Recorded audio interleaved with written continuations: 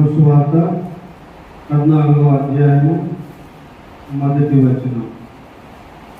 యోహాను సువార్త 14వ అధ్యాయము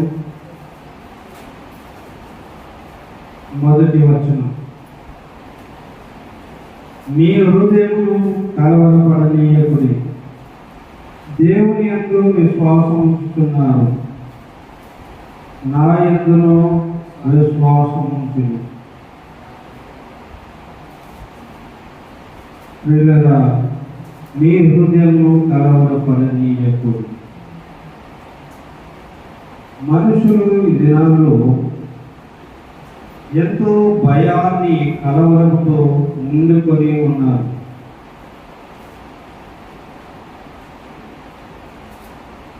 కారణం ఏంటంటే దేవుని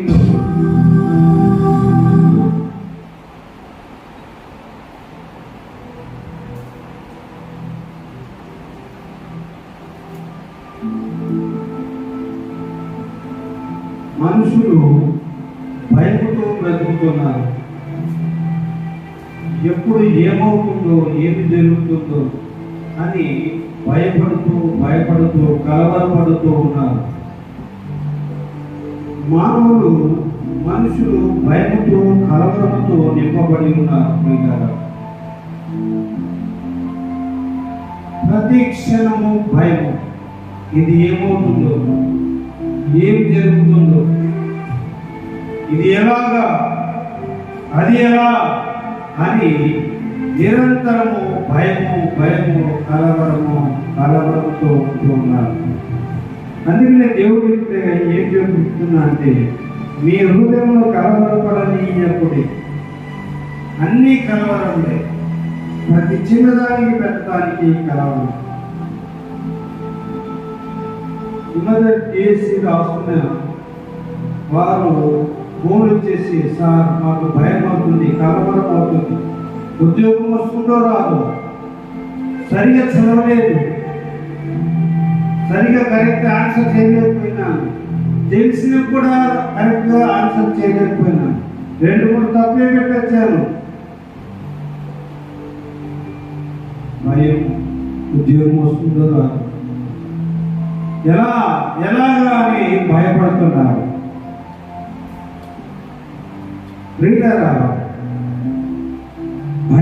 భయము కలవరము ఎంతగానో ఉంది. ఉద్యోగం వస్తే మా జీవితం మారిపోతుంది, ఉద్యోగం వస్తే మా బ్రతుకు మారిపోతుందని ఆశ అయితే ఉంది వారిలో. కానీ వారిని తెలియని భయం ఆవరించిపోయింది. ఎక్కడో ఒక మూల భయముగా ఆవరించి ఉంది. దేవుడు సర్వశక్తి కలిగిన దేవుడు, అద్భుతాలు చేయగలిగిన దేవుడు, ఆశ్చర్యమైన కార్యాలు చేయగలిగిన దేవుడు అని నమ్మలేకపోతున్నారు. దేవుడైతే నమ్మకం ఉంది సార్ అంటారు, మరి దేవుడంటే విశ్వాసం ఉంది సార్ అంటారు, దేవుడికి సహాయం చేస్తాడు సార్ అంటారు, అని సార్ భయం వేస్తుంది సార్ అంటారు. మళ్ళా భయం వేస్తుంది సార్ అంటారు. అయ్యో, దేవుడిస్తాడు నమ్మకం ఉంది సార్ అన్నారు, దేవుడిస్తాడు విశ్వాసం ఉంది సార్ అన్నారు. మరి ఎక్కడి నుంచి వచ్చింది ఈ భయము? ఏమో సార్ తెలియదు, భయం వస్తుంది సార్, భయం వస్తుంది. ఎగ్జామ్ హాల్లో పోయినా ఇంకా భయం వచ్చేసింది సార్. హాల్లో కూర్చున్నాం, క్వశ్చన్ పేపర్ ఇచ్చాడు, రాయడానికి పోతే రాయలేకపోతున్నాం సార్. రాయడానికి వెళ్తే జ్ఞాపకం రావట్లేదు సార్. ఇది చదువుకున్నట్టుగానే ఉంది, ఇది చదివినట్టుగానే ఉంది, కానీ చదివాము కానీ ఇది గుర్తుకు రావట్లేదు సార్. చాలాసార్లు రాసేటప్పుడు నేర్చుకుంటా, కానీ పెన్ను మీద పేపర్ పెట్టి రాస్తున్నప్పుడు అది ఫ్రీగా వెళ్ళాలి. ఏంటి ఫ్రీగా వెళ్ళాలి. అలా వెళుతున్నప్పుడే నీవు రాసింది, నీవు నేర్చుకుంది చక్కగా రాయగలుగుతావు. నీవు నేర్చుకున్నది చక్కగా రాయగలుగుతావు. కానీ ఎంత చదివినా నీకు దేవుని సహాయం కావాలి. బాగా గుర్తుపెట్టుకోండి, దేవుని సహాయం ఎప్పుడు నీకు అవసరమవుతుందంటే దేవుడి జ్ఞాపశక్తి ఇవ్వాలి కదా, నువ్వు నేర్చుకుంటుందంట. అవునా కదా? దేవుడి జ్ఞాపకం ఇవ్వాలి కదా, నువ్వేమేమి నేర్చుకున్నావు. ఆ జ్ఞాపకం రాలేదనుకోండి, రాయగలుగుతారా? అది దేవుడే ఇవ్వాలి. గుర్తు రాలేదు సార్, పాయింట్ టు పాయింట్ రాయలేకపోయాను సార్. అది ఏ అయితే బి పెట్టి వచ్చినాను సార్, సి అయితే డి పెట్టి వచ్చినాను సార్, డి అయితే ఏ పెట్టి వచ్చినాను సార్. తప్పు పెట్టొచ్చాను సార్, మూడు తెలిసి కూడా పెట్టొచ్చాను సార్. కారణం ఏంటంటే నీ భయమే దానికి కారణం, నీ కలవరమే దానికి కారణం, నీ చింతే కారణం. భయం అనేది విడిచిపెట్టాలి. భయాన్ని విడిచిపెట్టేసండి. చాలాసార్లు ఇక్కడ పాట పాడండి అంటే భయపడిపోతుంటారు కదా. పాట పాడండి వచ్చేది ఒకరు తోసుకుంటుంటారు. నువ్వు పాడు, నువ్వు పాడతా, నువ్వు పాడతా దొరుకుతుంటారు.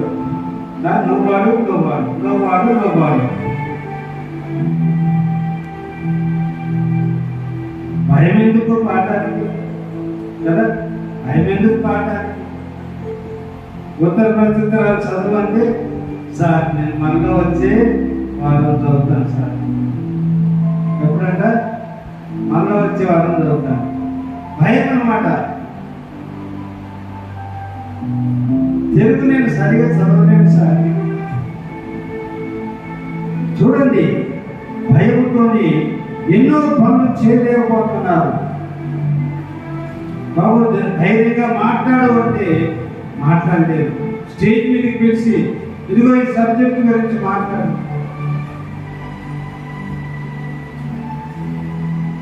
ఒక వెల్కమ్ పార్టీ ఉందనుకోండి, ఫ్రెషర్స్ ని వెల్కమ్ చేస్తూ ఒక కాలేజీలో చేస్తారు.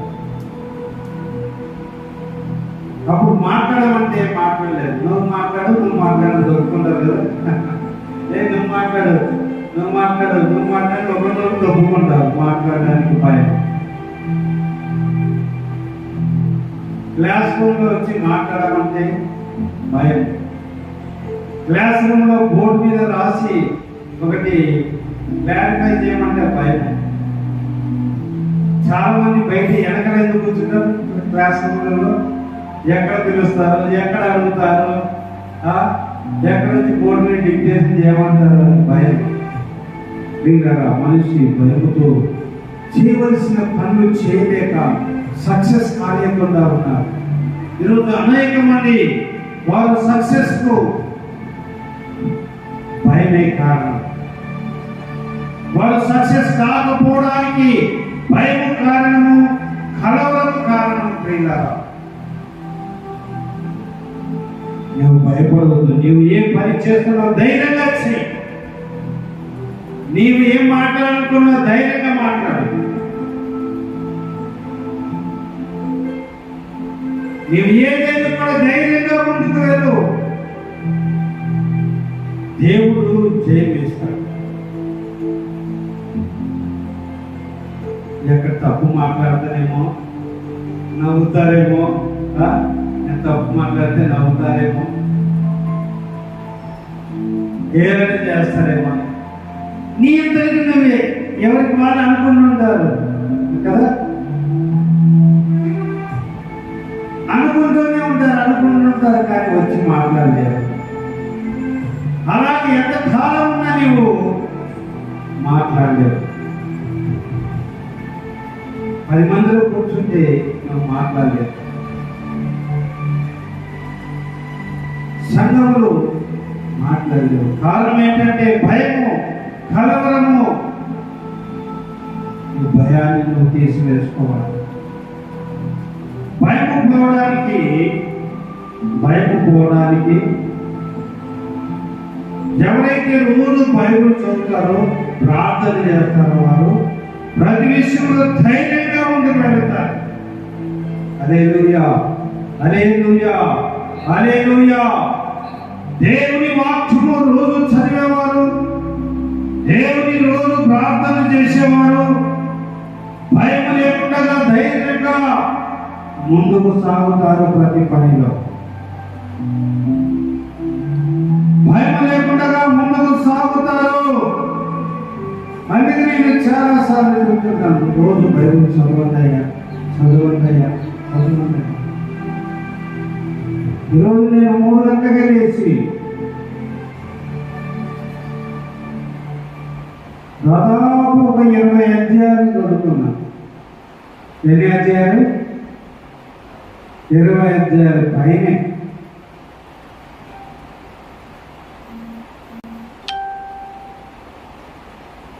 ఇంకా నేర్చుకోవాలి, ఇంకా నేర్చుకోవాలి. దేవుని గురించి ఇంకా లోతుగా తెలుసుకోవాలి. ఎందుకు చదువుతానంటే, ఎందుకు చదువుతాను తెలుసా? నీ వాక్యమే నన్ను బ్రతికించు, బాధలలో నెమ్మదించునని వాక్యము. అందులో చదువుతాను. వాక్యము మనల్ని బ్రతికిస్తూ ఉంటుంది. ఎక్కడైనా బతికించేది? మనం బతికే ఉన్నాం కదా, మనము బతికే ఉన్నాం కదా, చచ్చిపోయినామా? కానీ దేవుడు వాక్యం ఏం చెప్తుందంటే, మనుష్యుడు అపరాధముల చేత పాపముల చేత చచ్చిన వాడై ఉన్నాడనింది. ఏమనండి? మనుష్యుడు అపరాధముల చేత పాపముల చేత చచ్చిపోయినాడు. అది చచ్చిన మనిషి ఏం చేయాలా? ఏం చేయాలా? బ్రతకాలి. ఒకటి ఇక్కడ బ్రతకాలి, రెండవది ఈ లోకంలో చనిపోయిన తర్వాత పరలోకంలో బ్రతకాలి. 2 జీవితాలు ఉన్నాయి. ఇక్కడ నీవు ఆత్మలో చనిపోయిన నువ్వు ఆత్మను ఇక్కడ బ్రతకాలి, మరి శారీరక ఇక్కడ చనిపోయిన తర్వాత అక్కడ పరలోకంలో నువ్వు బ్రతకాలి. 2 బ్రతుకులు ఉన్నాయి మనకు. 2 బ్రతుకులు ఉన్నాయి తెలుసా? ఇక్కడ నీవు బ్రతకాలి, నీవు బ్రతకాలి. నీవు బ్రతకాలంటే దేవుని వాక్యం యొక్క చదవాలి. నీవు బ్రతకాలంటే ఎక్కువసేపు ప్రార్థన చేయాలి. 1 గంట సేపు ప్రార్థన చేయాలి, 1 గంట బైబిల్ చదవాలి. ప్రతిరోజు మనిషికి కలవరము, భయము, చింతలు, నిరాశ, నిష్పత్తి ఎందుకుంటుంది తెలుసా? ప్రార్థన బైబిల్ చదువుతున్నందుకే. బైబిల్ చదవనందుకు, ప్రార్థన చేయనందుకు, లేస్తే ఎట్లా లేస్తారు?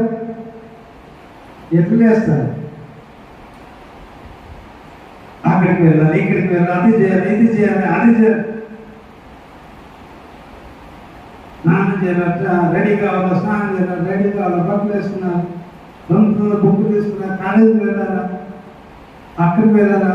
మా మామ పిలిచినాడు, మా అక్క పిలిచింది, మా చెల్లెలు పిలిచింది, మా నాయన పిలిచినాడు, పరిగెత్తారు. లేవడంలో కలవరంతో నింపుకుంటారు.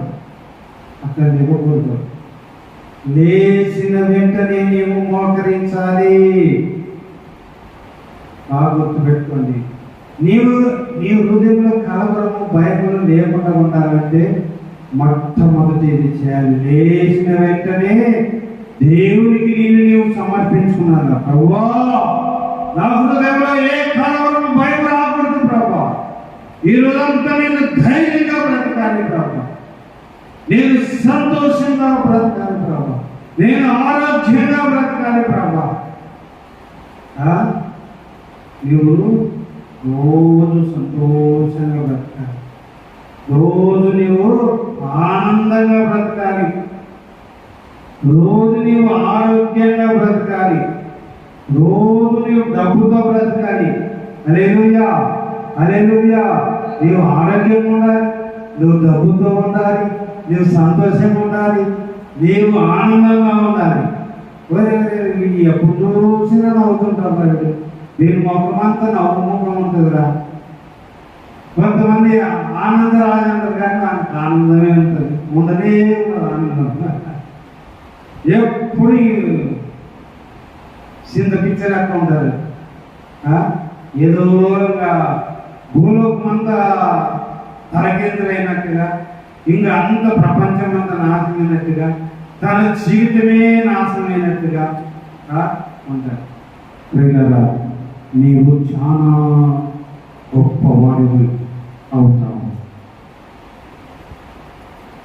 నిన్ను నీవు చూసుకొని నువ్వు దిగులు చెందుతున్నావు, నిన్ను నీవు చూసుకొని భయపడుతున్నావు అనేక సార్లు.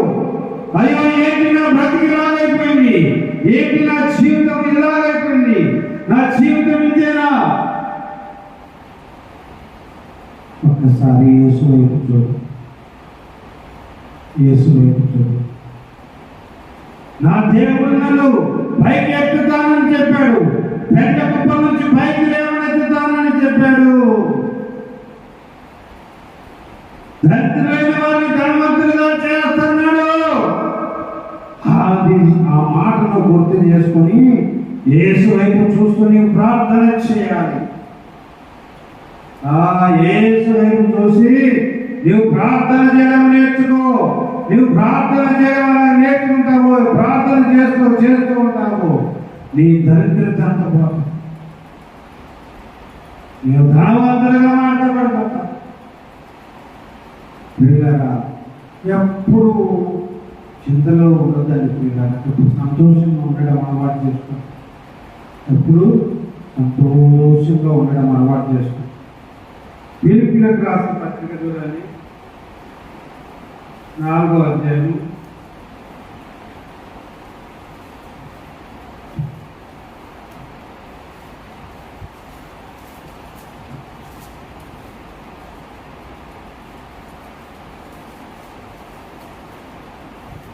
4వ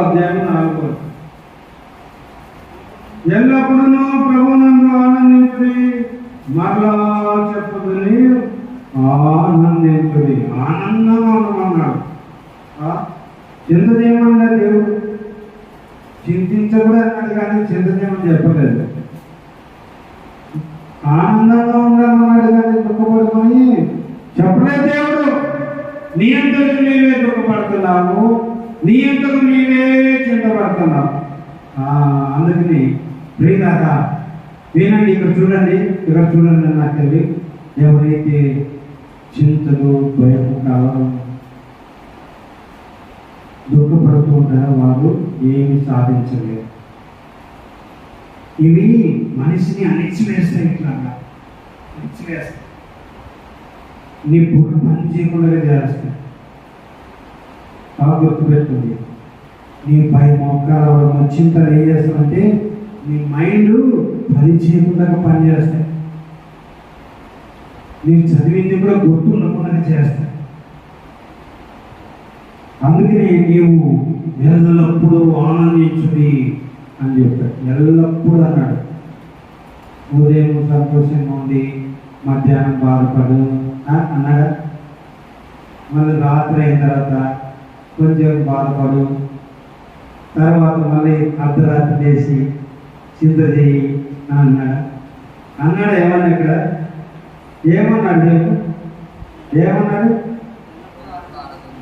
అందరూ చెప్పండి, ఏమన్నాడు? మళ్ళీ చెప్పండి.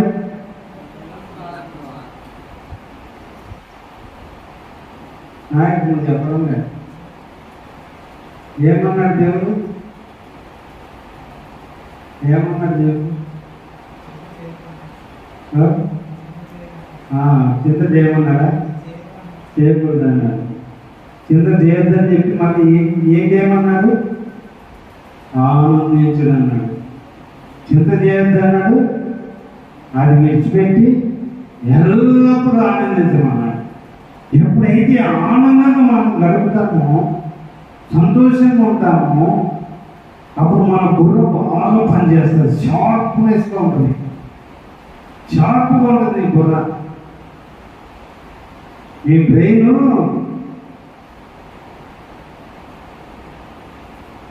బ్రెయిన్ షార్ప్గా ఉంటుంది. ఎప్పుడైతే నీవు భయం మానేసి, చింత మానేసి, నువ్వు సంతోషంగా ఉండడము అలవాటు చేసుకో. అప్పుడు నీ మైండ్ షార్ప్ అవుతుంది.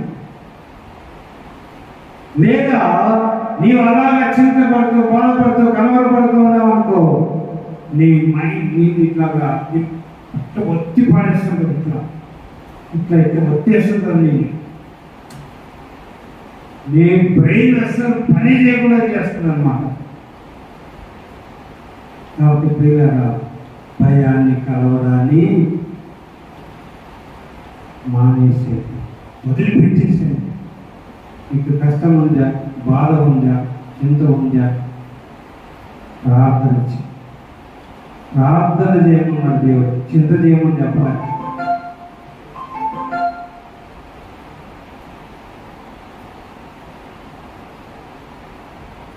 నాలుగో అధ్యాయము, ఫిలిప్పీ రాసిన 4వ అధ్యాయము 6వ వచనం చూడండి. దేని గురించి చింతపడకూడే, కానీ చింతపడొద్దండి, కానీ ఏం చేయమంటున్నాడు? ప్రతి విషయంలోనూ ప్రార్థన, విజ్ఞాపనల చేత కృతజ్ఞతాపూర్వకముగా మీ విన్నపములు దేవునికి తెలియజేయండి. అప్పుడు సమస్త జ్ఞానమునకు మించిన దేవుని సమాధానం యేసుక్రీస్తు వలన మీ హృదయములకు, మీ తలంపులకు కావలి ఉండును. చింతపడద్దు, కానీ మీ కష్టాలు, సమస్యలు, ఇబ్బందులన్నీ ఏం చేయాలంట? ఎవరికి తెలియజేయాలంట? ఎవరికి తెలియజేయాలా? దేవునికి తెలియజేయాలంట. అప్పుడు ఏం చేస్తాడంట? మన హృదయానికి, మన తలంపులకు కావలి ఉంచుతానంట. చింతపడకూడదు, కానీ ప్రార్థన చేయాలి. ప్రార్థన చేసిన తర్వాత మనం చింత చేయాలని కాదు. చింత చేయకుండా ప్రార్థన చేయమన్నాడు. ప్రార్థన చేసిన తర్వాత మనం చింత చేసేట, ప్రభా నీవు నాకు ఈ కష్టం తీసివేయి ప్రభా, ఈ శోధన తీసివేయి ప్రభా, మళ్ళీ దాని గురించి నువ్వు ఆలోచన చేస్తాట. నువ్వు ఆలోచన చేస్తే మళ్ళీ నీ దగ్గరకు వస్తుంది. గుర్తుపెట్టుకోండి, నువ్వు ప్రార్థన చేశావు, బాగా దేవుడి దగ్గర మొదలుపెట్టావు, ప్రార్థన నుంచి లేచిన తర్వాత మనం దాని గురించి ఆలోచన చేస్తే అది నేను పట్టుకుంటుంది. ఇక దేని గురించి నువ్వు ప్రార్థన చేసినావు, ప్రార్థన లేచిన తర్వాత నువ్వు దాని గురించి ఆలోచన చేయకూడదు. ఒక కష్టం కానీ, ఒక శోధన గురించి నువ్వు తీసే ప్రభావాన్ని ప్రార్థన చేసిన తర్వాత, ప్రార్థన నుండి లేచిన తర్వాత నువ్వు మళ్ళీ దాన్ని జ్ఞాపకం చేసుకోండి. ఇది కూడా గుర్తుపెట్టుకోండి. నువ్వు దేని గురించి ప్రార్థన చేసావో, దేవునికి తెలియజేసావో, అది తీసే ప్రభావ, లేదా అది నాకు సహాయం చేయ ప్రభావ అని ప్రార్థన చేసావో, ఇక దేవునికి వదిలేసావు. నువ్వు ఇక దేవుని పని కానీ నువ్వు మళ్ళీ దాని గురించి ఆలోచన చేసిన పనిగా. ప్రార్థన చేసిన తర్వాత కూడా కొంతమంది దాని గురించి ఆలోచన చేస్తారు. ఏమైందో, ఏమవుతుందో, ఏమో ఏమో ఏమో ఏమో ఇదే ఉంటుంది. ఏమో ఏమో ఎలా ఎలా ఎలా. కాబట్టి మీ హృదయం కలవరపడని, చింతపడనీయకండి. మీ విన్నపములు దేవునికి తెలియచేసిన తర్వాత మీరు దాన్ని జ్ఞాపకం చేసుకోవాలి. నేను ఆయన కర్నూలుకి వస్తున్నాను. వచ్చేటప్పుడు నాన్న ఒక మంచి డ్రెస్ తీసుకురా అంటే చెప్పిన తర్వాత మా నాయన చేస్తారో లేదు, వచ్చేస్తారో లేదని ఎలా చేస్తారా? ఎందుకు చేయరు? తెస్తాడని నమ్మకం. ఎందుకంటే మా నాన్న తెస్తానన్నాడు. ధ్యానం చెప్పలేదు, తెస్తాను అన్నాడు. మంచిగా చేస్తాడు. అలాగే దేవుణ్ణి నమ్మాలండి. మనం నమ్మి ఇక దాని గురించి చింత చేయకూడదు, కలపకూడదు, ఇచ్చేస్తాడు అంతే.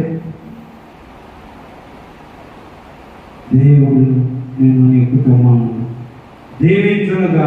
ప్రార్థన చేసుకుందాం. సుందర ప్రార్థనలు ఏకీభవించండి.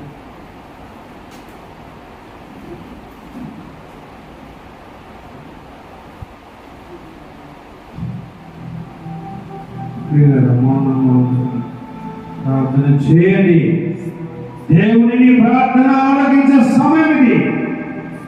ఎంతకాలం చింతిస్తూ ఉంటావు, ఎంతకాలం కలవరపడుతుంటావు, ఎంతకాలం భయపడుతూ ఉంటావు. నీవు దేవుడు నీకు సహాయం చేయడానికి సిద్ధంగా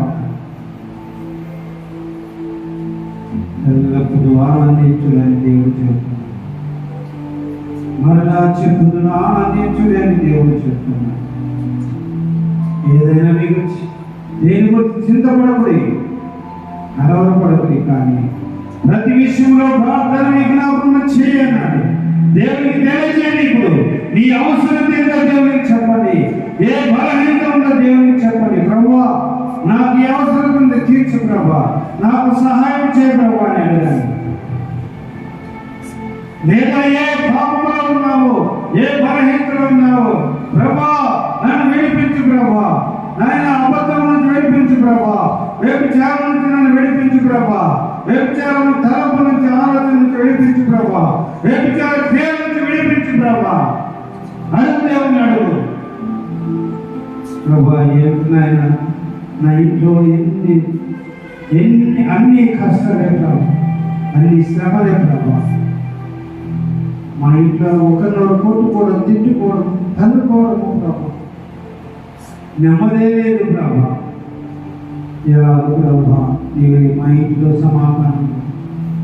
మా పంట పొలాలు అనేక సంవత్సరాలుగా వేస్తున్నా కానీ ఫలించడం లేదు ప్రభా, లాభం రావడం లేదు ప్రభా. వర్షం రావడం లాభం లేదు. పండిన తర్వాత ఒకవేళ బాగా పండితే ధర లేకపోవడం వల్ల ఇలాగ నష్టమే ప్రభా. యేసయ్యా, ఈసారి మా పంట పొలాలను దీవించమని నువ్వు అనేక సంవత్సరాలు నేను చదువుతున్నాను, కానీ భయము కలవరంతో ఇదిగో నాయన ఇప్పుడే నేను సత్యం తెలుసుకున్నాను. ఈ భయము కలవరం చేత నేను నాయన వర్తివేయబడుతున్నాను, నాయన అణిచివేయబడుతున్నాయి. నాయన నా చింతలో కలవరం భయం నన్ను అణిచివేస్తున్నాయి. నాయన నా చింతలో కలవరం భయము నేను చదివింది జ్ఞాపకం ఉండటం లేదు ప్రభా. సహాయం చేయి ప్రభా.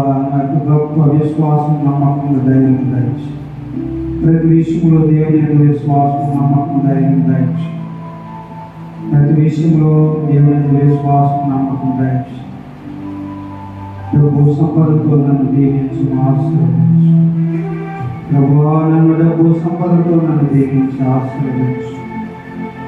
ఈ మందిరము, ఈ సేవను మీరు అభివృద్ధి చేయండి ప్రభా.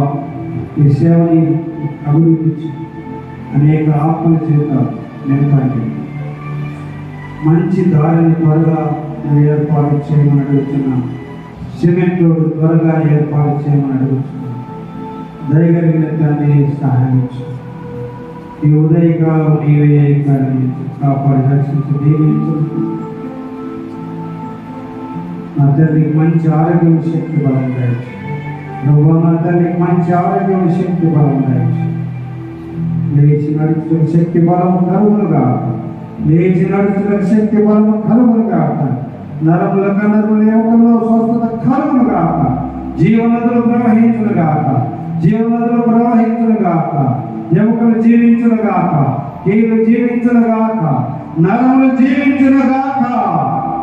లేచి నడుచునుగాక. లేచి నడుచునుగాక.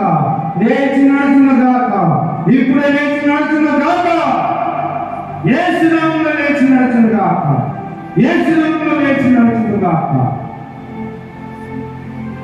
ప్రభు, రాధికపై బీఎస్సీ ఎగ్జామ్ రాస్తుండగా క్షేమ కలుగునుగాక.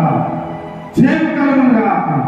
దేవుని హస్తం చేత రాధిక ఎగ్జామ్ రాయనుగాక. దేవుని హస్తం చేత రాధిక ఎగ్జామ్ రాయనుగాక.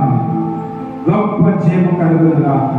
ఈ దినం గొప్ప ఆనందంతో సంతోషంతో ఎగ్జామ్ హాల్ నుంచి బయటకు వచ్చిన గాక, దీవించబడిన గాక, ఆశీర్వదించబడిన గాక. ఇక్కడ విద్యార్థులందరినీ దీవించి ఆశీర్వదించు. మీరందరినీ రక్షించమని, చింతకాలం భయపడి తీసివేయమని యేసు పరిశుద్ధ నామములో ప్రార్థించి పొంది వేడుకుంటున్నాము తండ్రి. ఆమేన్. ఆమేన్. అందరికి వందనాలండి.